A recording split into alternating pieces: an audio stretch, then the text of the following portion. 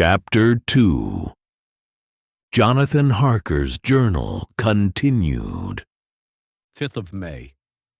I must have been asleep, for certainly if I'd been fully awake, I must have noticed the approach of such a remarkable place. In the gloom, the courtyard looked of considerable size, and as several dark ways led from it under great round arches, it perhaps seemed bigger than it really is. I have not yet been able to see it by daylight. When the caleche stopped, the driver jumped down and held out his hand to assist me to alight. Again, I could not but notice his prodigious strength. His hand actually seemed like a steel vice that could have crushed mine if he had chosen. Then he took my traps and placed them on the ground beside me as I stood close to a great door, old and studded with large iron nails, and set in a projecting doorway of massive stone. I could see, even in the dim light, that the stone was massively carved, but that the carving had been much worn by time and weather. As I stood, the driver jumped again into his seat and shook the reins. The horses started forward, and trap and all disappeared down one of the dark openings. I stood in silence where I was, for I did not know what to do. Of bell or knocker there was no sign. Through these frowning walls and dark window openings, it was not likely that my voice could penetrate. The time I waited seemed endless, and I felt doubts and fears crowding upon me. What sort of place had I come to, and among what kind of people? What sort of grim adventure was it on which I had embarked? Was this a customary incident in the life of a solicitor's clerk sent out to explain the purchase of a London estate to a foreigner? Solicitor's clerk. Mina would not like that. Solicitor, for just before leaving London, I got word that my examination was successful, and I am now a full-blown solicitor. I began to rub my eyes and pinch myself to see if I were awake. It all seemed like a horrible nightmare to me, and I expected that I should suddenly awake and find myself at home, with the dawn struggling in through the windows, as I had now and again felt in the morning after a day of overwork. But my flesh answered the pinching test, and my eyes were not to be deceived. I was indeed awake and among the Carpathians. All I could do now was to be patient and to wait the coming of morning. Just as I had come to this conclusion, I heard a heavy step approaching behind the great door, and saw through the chinks the gleam of a coming light. Then there was the sound of rattling chains and the clanking of massive bolts drawn back. A key was turned with the loud grating noise of long disuse, and the great door swung back. Within stood a tall old man, clean-shaven save for a long white mustache, and clad in black from head to foot, without a single speck of color about him anywhere. He held in his hand an antique silver lamp in which the flame burned without a chimney or globe of any kind, throwing long, quivering shadows as it flickered in the draught of the open door. The old man motioned me in with his right hand with a courtly gesture, saying in excellent English but with a strange intonation, "Welcome to my house. Enter freely, and of your own free will." He made no motion of stepping to meet me, but stood like a statue, as though his gesture of welcome had fixed him into stone.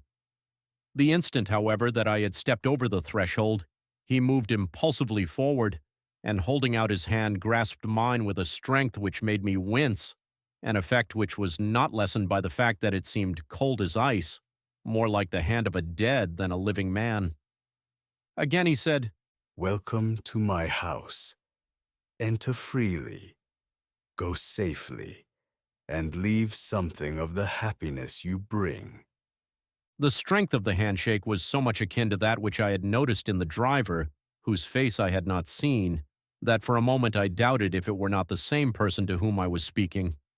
So, to make sure, I said interrogatively, "Count Dracula." He bowed in a courtly way as he replied, "I am Dracula, and I bid you welcome, Mr. Harker, to my house. Come in. The night air is chill, and you must need to eat and rest." As he was speaking, he put the lamp on a bracket on the wall and, stepping out, took my luggage. He had carried it in before I could forestall him. I protested, but he insisted. "Nay, sir, you are my guest. It is late, and my people are not available. Let me see to your comfort myself. He insisted on carrying my traps along the passage, and then up a great winding stair, and along another great passage, on whose stone floor our steps rang heavily. At the end of this, he threw open a heavy door, and I rejoiced to see within a well-lit room in which a table was spread for supper, and on whose mighty hearth a great fire of logs, freshly replenished, flamed and flared. The Count halted, putting down my bags, closed the door, and crossing the room, opened another door, which led into a small octagonal room lit by a single lamp, and seemingly without a window of any sort. Passing through this, he opened another door and motioned me to enter. It was a welcome sight. For here was a great bedroom well lighted and warmed with another log fire, also added to but lately, for the top logs were fresh, which sent a hollow roar up the wide chimney. The Count himself left my luggage inside and withdrew, saying, before he closed the door, You will need, after your journey, to refresh yourself by making your toilet. I trust you will find all you wish. When you are ready, come into the other room, where you will find your supper prepared. The light and warmth and the Count's courteous welcome seemed to have dissipated all my doubts and fears. Having then reached my normal state, I discovered that I was half famished with hunger. So making a hasty toilet, I went into the other room. I found supper already laid out. My host, who stood on one side of the great fireplace, leaning against the stonework, made a graceful wave of his hand to the table and said, I pray you, be seated and sup how you please. You will, I trust. Excuse me that I do not join you, but I have dined already, and I do not sup. I handed to him the sealed letter which Mr. Hawkins had entrusted to me. He opened it and read it gravely. Then with a charming smile he handed it to me to read. One passage of it at least gave me a thrill of pleasure. I must regret that an attack of gout, from which malady I am a constant sufferer, forbids absolutely any traveling on my part for some time to come. But I am happy to say I can send a sufficient substitute, one in whom I have every possible confidence. He is a young man, full of energy and talent in his own way, and of a very faithful disposition. He is discreet and silent, and has grown into manhood in my service. He shall be ready to attend on you when you will during his stay, and shall take your instructions in all matters. The Count himself came forward and took off the cover of a dish, and I fell to at once on an excellent roast chicken. This, with some cheese and a salad and a bottle of old Tokay, of which I had 2 glasses, was my supper. During the time I was eating it, the Count asked me many questions as to my journey, and I told him by degrees all I had experienced. By this time I had finished my supper, and by my host's desire had drawn up a chair by the fire and begun to smoke a cigar which he offered me, at the same time excusing himself that he did not smoke. I had now an opportunity of observing him and found him of a very marked physiognomy. His face was a very strong aquiline, with high bridge of the thin nose and peculiarly arched nostrils, with lofty domed forehead, and hair growing scantily round the temples but profusely elsewhere. His eyebrows were very massive, almost meeting over the nose, and with bushy hair that seemed to curl in its own profusion. The mouth, so far as I could see it under the heavy mustache, was fixed and rather cruel-looking, with peculiarly sharp white teeth. These protruded over the lips, whose remarkable ruddiness showed astonishing vitality in a man of his years. For the rest, his ears were pale, and at the tops extremely pointed. The chin was broad and strong, and the cheeks firm though thin. The general effect was one of extraordinary pallor. Hitherto I had noticed the backs of his hands as they lay on his knees in the firelight, and they had seemed rather white and fine. But seeing them now close to me, I could not but notice that they were rather coarse, broad, with squat fingers. Strange to say, there were hairs in the center of the palm. The nails were long and fine and cut to a sharp point. As the Count leaned over me and his hands touched me, I could not repress a shudder. It may have been that his breath was rank, but a horrible feeling of nausea came over me, which, do what I would, I could not conceal. The Count, evidently noticing it, drew back, and with a grim sort of smile which showed more than he had yet done his protuberant teeth, sat himself down again on his own side of the fireplace. We were both silent for a while, and as I looked towards the window I saw the first dim streak of the coming dawn. There seemed a strange stillness over everything, but as I listened I heard as if from down below in the valley the howling of many wolves. The Count's eyes gleamed, and he said, Listen to them, the children of the night. What music they make. Seeing, I suppose, some expression in my face strange to him, he added, Ah, sir, you dwellers in the city cannot enter into the feelings of the hunter. Then he rose and said, But you must be tired. Your bedroom is all ready, and tomorrow you shall sleep as late as you will. I have to be away till the afternoon, so sleep well and dream well. With a courteous bow, he opened for me himself the door to the octagonal room, and I entered my bedroom. I am all in a sea of wonders. I doubt, I fear, I think strange things which I dare not confess to my own soul. God keep me, if only for the sake of those dear to me. 7th of May.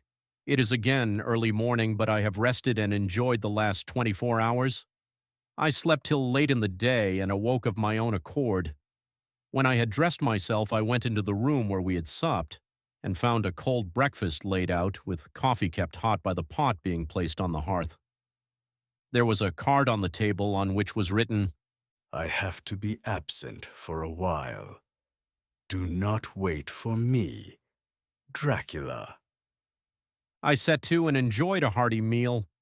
When I had done, I looked for a bell so that I might let the servants know I had finished, but I could not find one. There are certainly odd deficiencies in the house, considering the extraordinary evidences of wealth which are round me. The table service is of gold, and so beautifully wrought that it must be of immense value. The curtains and upholstery of the chairs and sofas and the hangings of my bed are of the costliest and most beautiful fabrics, and must have been of fabulous value when they were made, for they are centuries old, though in excellent order. I saw something like them in Hampton Court, but they were worn and frayed and moth-eaten.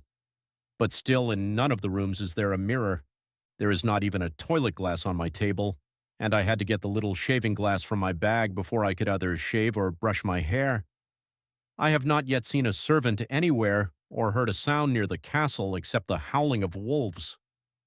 Some time after I had finished my meal, I do not know whether to call it breakfast or dinner, for it was between 5 and 6 o'clock when I had it. I looked about for something to read, for I did not like to go about the castle until I had asked the Count's permission. There was absolutely nothing in the room, book, newspaper, or even writing materials, so I opened another door in the room and found a sort of library. The door opposite mine I tried, but found locked. In the library I found, to my great delight, a vast number of English books, whole shelves full of them, and bound volumes of magazines and newspapers.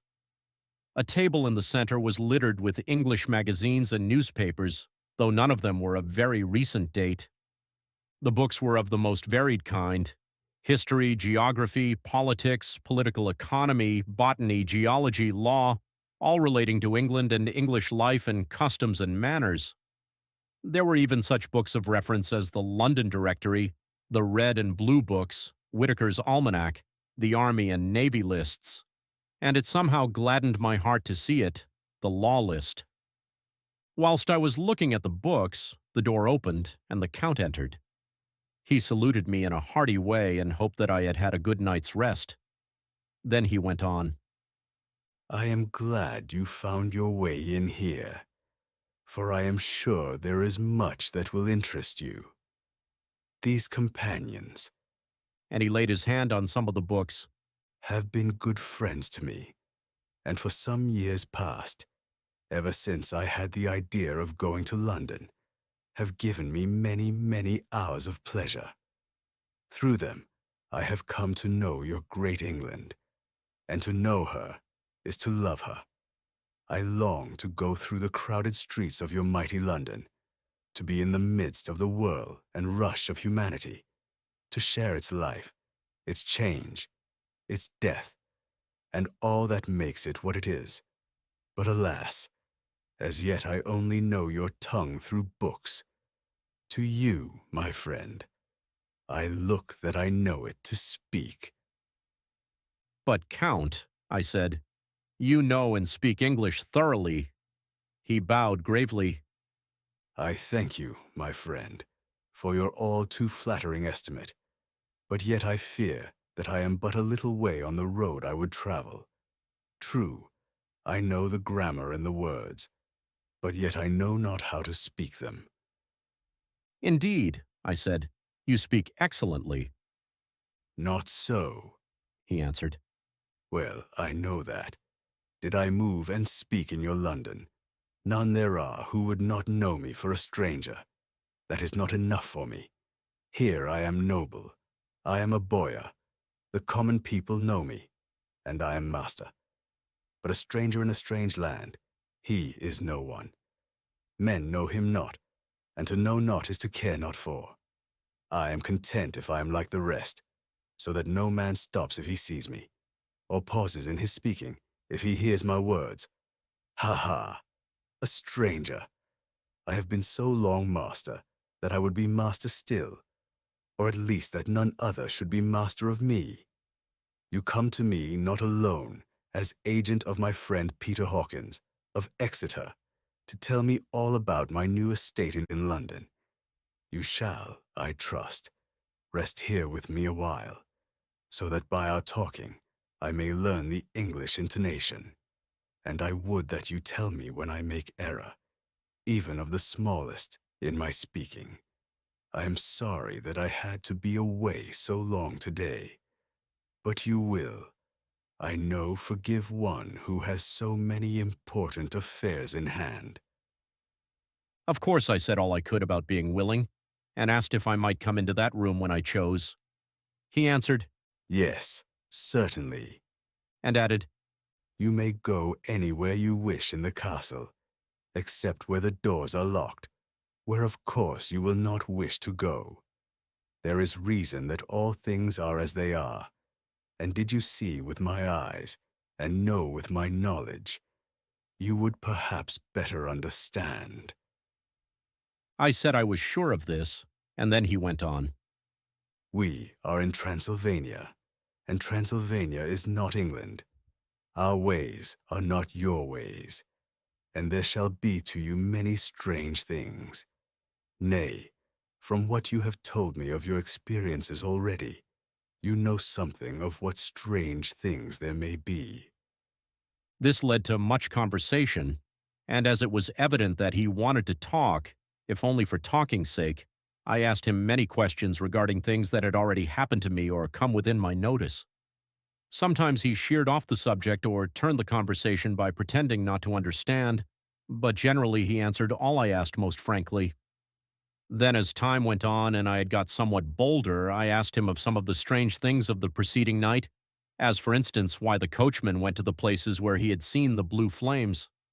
He then explained to me that it was commonly believed that on a certain night of the year, last night in fact, when all evil spirits are supposed to have unchecked sway, a blue flame is seen over any place where treasure has been concealed. That treasure has been hidden, He went on. in the region through which you came last night.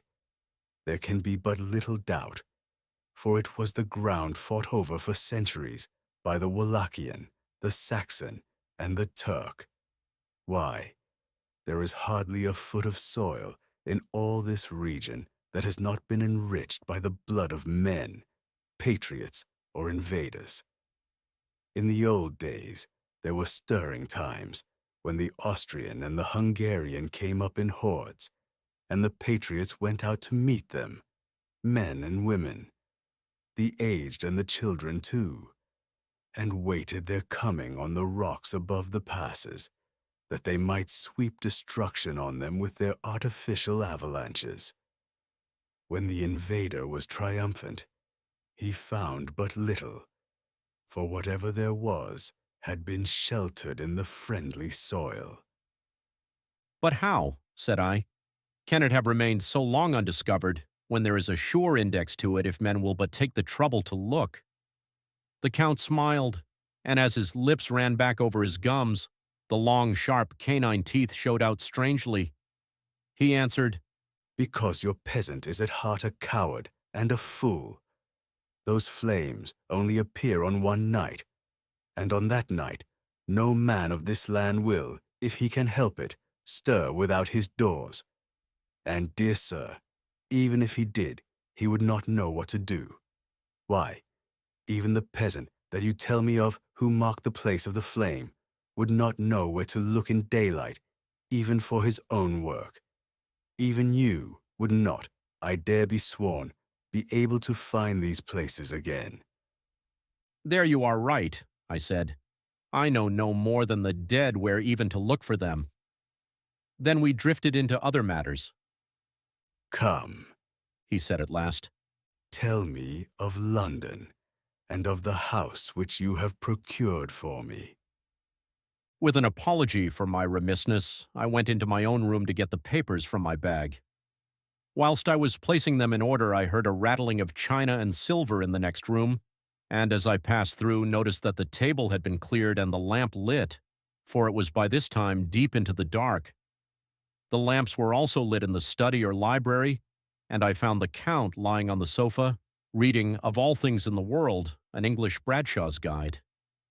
When I came in, he cleared the books and papers from the table, and with him I went into plans and deeds and figures of all sorts. He was interested in everything and asked me a myriad questions about the place and its surroundings.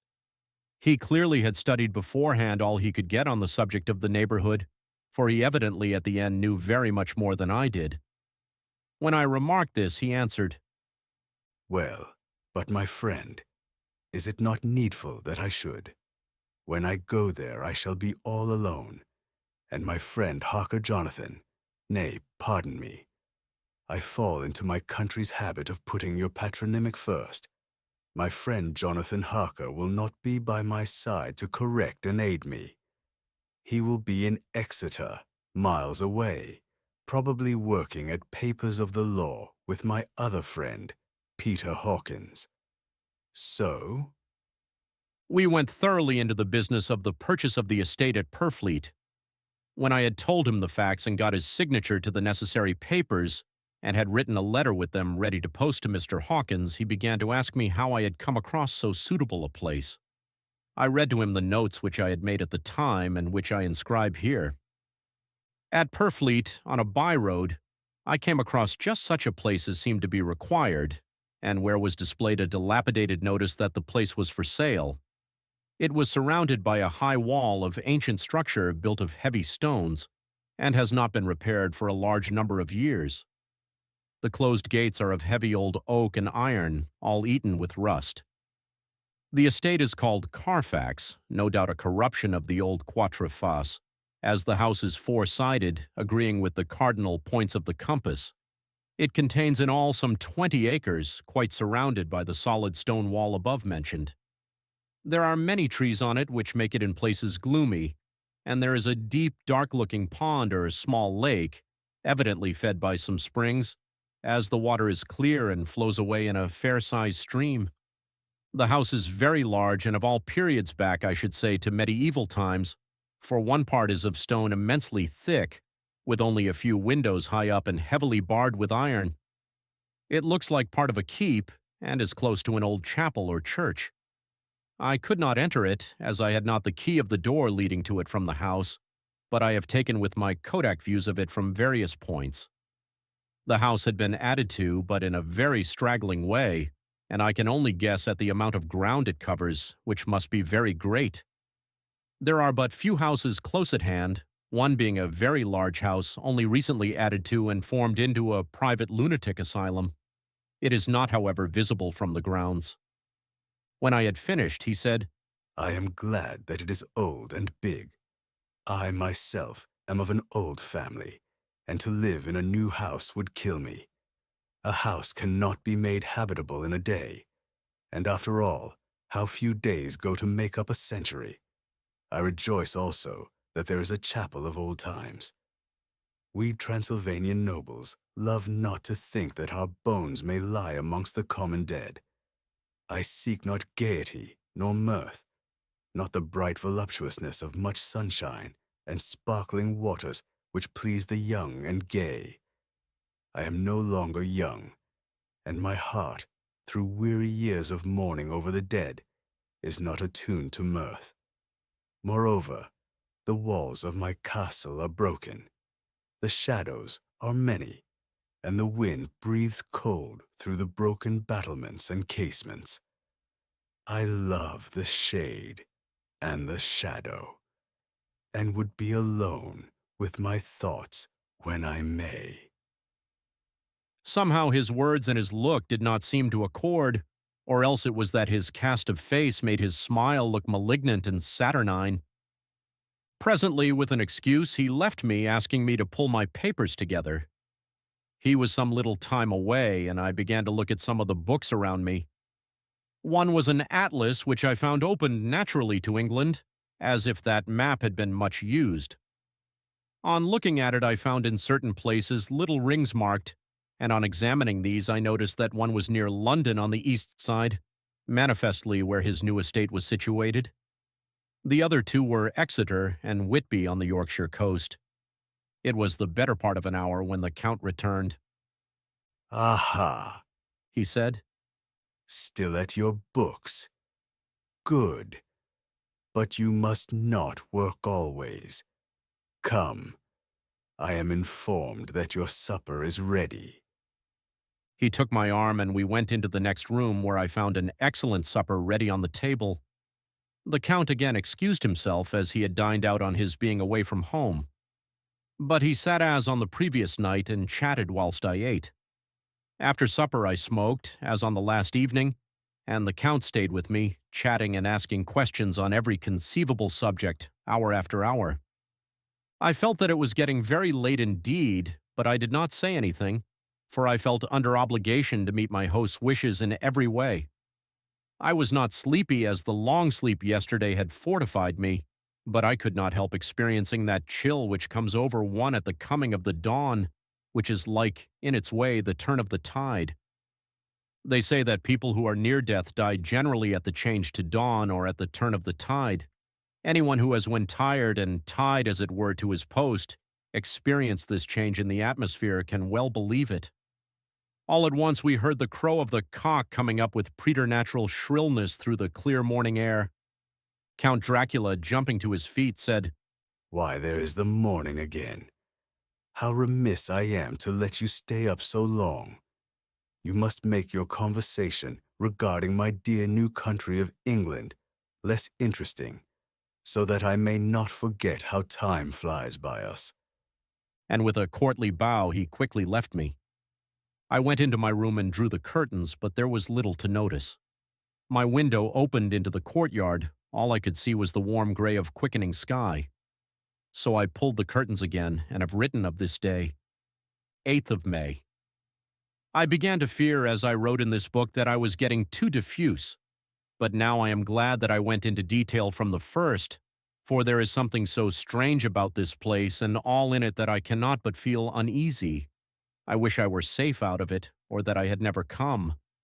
It may be that this strange night existence is telling on me, but would that were all. If there were anyone to talk to, I could bear it, but there is no one. I have only the Count to speak with, and I fear I am myself the only living soul within the place. Let me be prosaic so far as facts can be. It will help me to bear up, and imagination must not run riot with me. If it does, I am lost. Let me say at once how I stand, or seem to. I only slept a few hours when I went to bed, and feeling that I could not sleep any more, got up. I had hung my shaving glass by the window and was just beginning to shave. Suddenly I felt a hand on my shoulder and heard the Count's voice saying to me, Good morning. I started, for it amazed me that I had not seen him, since the reflection of the glass covered the whole room behind me. In starting, I had cut myself slightly, but did not notice it at the moment. Having answered the Count's salutation, I turned to the glass again to see how I had been mistaken. This time there could be no error, for the man was close to me and I could see him over my shoulder. But there was no reflection of him in the mirror. The whole room behind me was displayed, but there was no sign of a man in it, except myself. This was startling, and coming on the top of so many strange things was beginning to increase that vague feeling of uneasiness which I always have when the Count is near. But at the instant I saw that the cut had bled a little, and the blood was trickling over my chin. I laid down the razor, turning as I did so half round to look for some sticking plaster.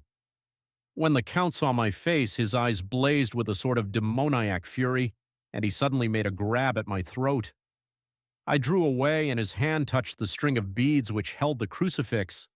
It made an instant change in him, for the fury passed so quickly that I could hardly believe that it was ever there. "Take care," he said. "Take care how you cut yourself. It is more dangerous than you think in this country." Then, seizing the shaving glass, he went on, "And this is the wretched thing that has done the mischief. It is a foul bauble of man's vanity. Away with it." And opening the window with one wrench of his terrible hand, he flung out the glass, which was shattered into 1,000 pieces on the stones of the courtyard far below. Then he withdrew without a word. It is very annoying, for I do not see how I am to shave, unless in my watch case or the bottom of the shaving pot, which is fortunately of metal. When I went into the dining room, breakfast was prepared, but I could not find the Count anywhere, so I breakfasted alone. It is strange that as yet I have not seen the Count eat or drink. He must be a very peculiar man. After breakfast, I did a little exploring in the castle. I went out on the stairs and found a room looking towards the south. The view was magnificent, and from where I stood there was every opportunity of seeing it. The castle is on the very edge of a terrific precipice. A stone falling from the window would fall 1,000 feet without touching anything. As far as the eye can reach is a sea of green treetops, with occasionally a deep rift where there is a chasm. Here and there are silver threads where the rivers wind in deep gorges through the forests. But I am not in heart to describe beauty, for when I had seen the view, I explored further. Doors, doors, doors everywhere, and all locked and bolted. In no place save from the windows in the castle walls is there an available exit. The castle is a veritable prison, and I am a prisoner.